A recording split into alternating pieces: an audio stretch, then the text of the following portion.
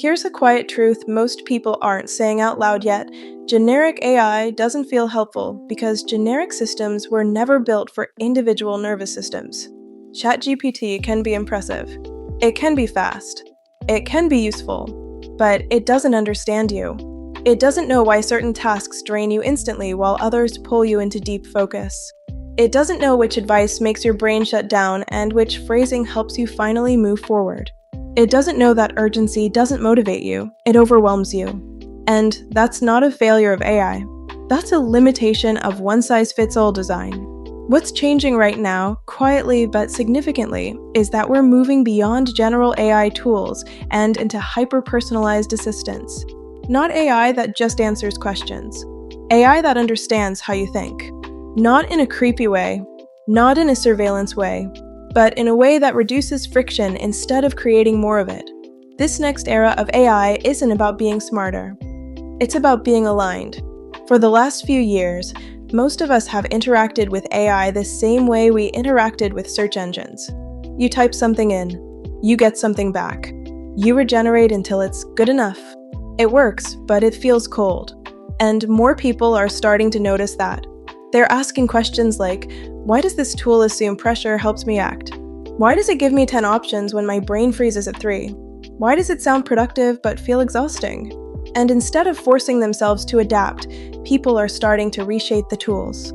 This is where bespoke AI comes in. AI that isn't trying to be everything to everyone. AI that learns your patterns, your voice, your limits, your values. Because intelligence without fit still creates stress. And for neurodivergent people especially, that stress compounds fast. What makes this moment different from previous tech waves is accessibility. Until recently, training your own AI sounded like something only engineers or research labs could do. Now it's creators, writers, educators, therapists, neurodivergent professionals who are tired of adapting themselves to rigid systems. They're feeding AI their own writing, their frameworks, their lived experience. They're teaching AI how they reason, not how a textbook does. And this is where I want to share something personal. For this channel, I didn't just use AI. I built my own personal AI assistant. I trained it on my past scripts, my tone, my pacing, the way I explain things slowly, gently, without pressure, the way I validate before I instruct. I trained it on what I don't like too: hustle language, urgency, performative productivity, rigid structures that don't respect neurodivergent brains. And over time, something really interesting happened. The AI stopped sounding generic. It stopped offering ideas that felt slightly wrong. It started helping me think with my brain instead of against it. When I'm stuck on a script, I don't get a flood of loud suggestions. I get ideas phrased in my voice. Ideas that already fit the values of this channel. Ideas that don't overwhelm me before I even start. It doesn't replace my creativity. It protects it. And that's the shift we're talking about. Because most productivity tools weren't built for how ND brains actually function. They assume consistent energy. They assume urgency creates focus. They assume more structure always helps. But many neurodivergent brains don't struggle with ability. They struggle with cognitive load. Too many options. Too much urgency. Too much monitoring. Too many systems stacked on top of each other. Hyper-personalized AI can remove load instead of adding to it. Instead of asking an AI to plan your day, which usually results in a rigid schedule you'll never follow, you can shape an assistant that understands your rhythms. It knows which days are slower. It knows vague tasks freeze you.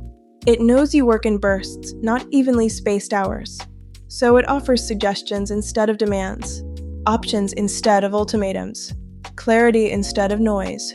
That's not productivity. That's nervous system support. This is where memory and context become powerful. Personalized AI isn't just reacting to a single prompt. It can remember preferences, track patterns, reference past conversations, past decisions, past drafts. Over time, it builds context.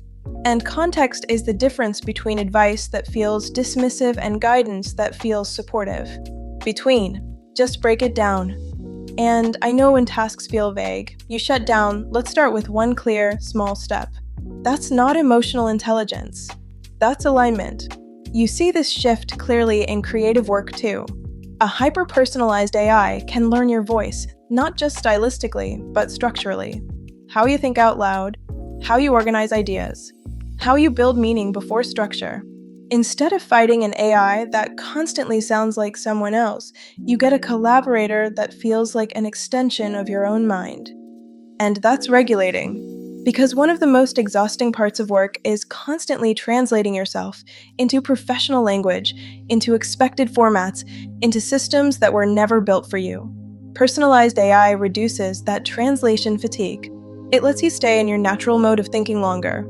Now, this only works if autonomy stays at the center. When AI becomes this personal, ownership matters. The future isn't just massive cloud tools owned by corporations. It's private knowledge bases, local or edge-based models, systems where you decide what your AI knows, remembers, and forgets. Your assistant doesn't need access to everything. It needs access to you, with consent. And that brings us to identity. When an AI reflects how you think and create, it becomes a mirror. That can be empowering if handled intentionally. The goal isn't to outsource thinking. It's to remove friction so your thinking can breathe. AI shouldn't replace judgment. It should support clarity. And for neurodivergent people, that distinction is critical. Because many of us were taught that our natural ways of thinking were inefficient, unprofessional, or wrong. Hyper-personalized AI offers a different path. It validates different cognitive styles instead of correcting them. It supports autonomy instead of surveillance. It helps without pressure. That's why this shift matters. The future of AI isn't about bigger models or faster answers. It's about fit, tools that feel calm, systems that respect nervous systems, support that doesn't demand performance. If your brain doesn't fit the system, this isn't a problem to fix. It's a signal, and AI is finally starting to listen. Keep learning, keep growing, and I'll see you in the next one.